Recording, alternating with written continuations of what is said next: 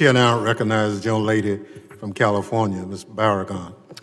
Thank you. Madam Secretary, I serve as the second vice chair for the Congressional Hispanic Caucus, and it's been some time since you've come, you've met with us. Will you commit today to coming back to meet with the Congressional Hispanic Caucus? Yes. Okay, we do that soon? Yes. Great, thank you. Madam Secretary, we know that ex-FBI Director James Comey took contemporaneous memos on his meeting with Trump and his interactions. We also know that your former boss, Secretary John Kelly, also wrote contemporaneous internal memos about his interactions with the president, in particular, how he was ordered to give Mr. Kushner the top security clearance. My question is very simple, and I remind you, Ms. Secretary, that you are under oath. Have you taken any contemporaneous memos about your interactions with President Trump? No, I have not.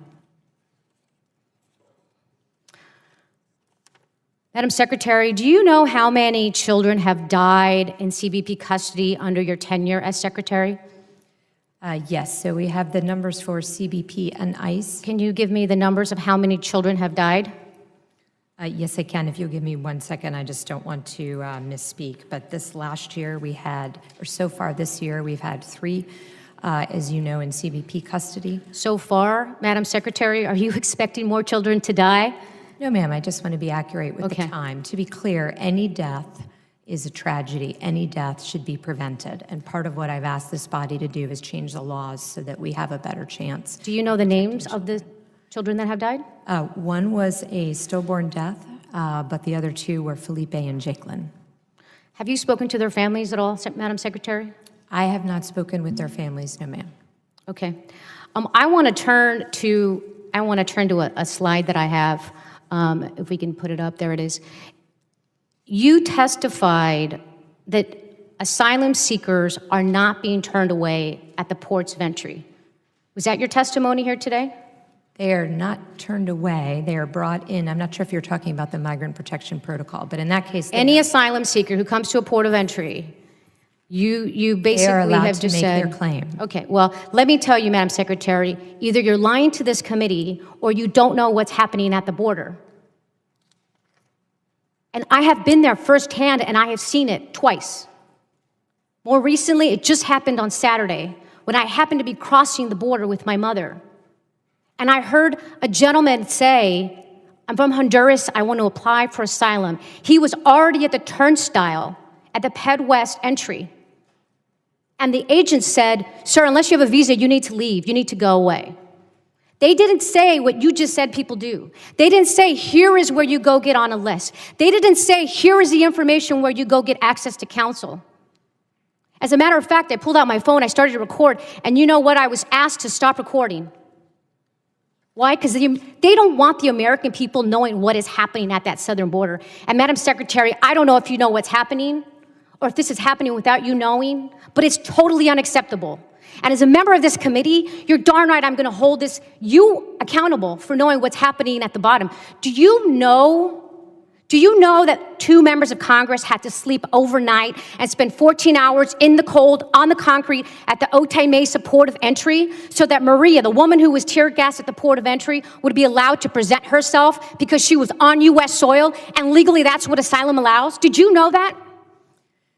Ma'am, what I know is I would ask you... Yes or no? Did you know that 2 members of Congress had to do that? I know that we have a process. Okay, you obviously don't know. But see, this is what I'm saying. You don't know these things. 2 members of Congress. Does it take 2 members of Congress to be there to witness somebody presenting themselves for asylum at the port of entry? That's not what the law says. Are you familiar with the asylum laws, Madam Secretary? Yes. Where in the asylum law does it say that when you present yourself at a port of entry, and by the way, when you're on U.S. soil, that you could be sent by an agent to another port of entry? Is it anywhere in the asylum law?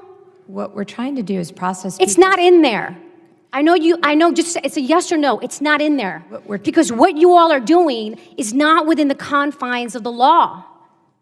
You talk about a list. Under what authority is there in U.S. law that a list could be started to have people wait in Mexico? Do you have that authority? Yes, ma'am. What is under that, what authority? The authority is to do all that we can to protect the migrants coming here. So as I Okay, well, that's not what the asylum law says. the asylum law says. And I would that they ask, have can you produce every single list at the port of entry that's under U.S.? We do not have the list, to be clear. The list is in Mexico. So you have the authority to do a list, but you don't have access to a list? And you don't control that list? What I mean by the list, ma'am, is that So you're basically farming this out to the, Would you to like the me Mexican to answer authorities? any of your questions? 'Cause Well, you I'm don't have happy to do answers. so. You're But how do you know? Because you're not giving me the opportunity. because these are simple yes or no questions. It's it's- authority is, hey, there's this law, this is what it's under, and you haven't done that. The very last thing I just want to say, because my time is up, is you said that you waited to give direction on how to implement the zero tolerance policy because you wanted to do it with compassion. Do you know how outrageous that sounds? You wanted to separate children and families, and you wanted to do it with compassion. So in the meantime, you didn't do anything at all, and you let kids be separated without tracking them. Do you know how outrageous that is, Madam Secretary? You have no feeling, no compassion, no empathy here. Gentlelady's time has I expired. yield back. Thank you. Chair now recognizes the gentleman from Texas, Mr. Crenshaw.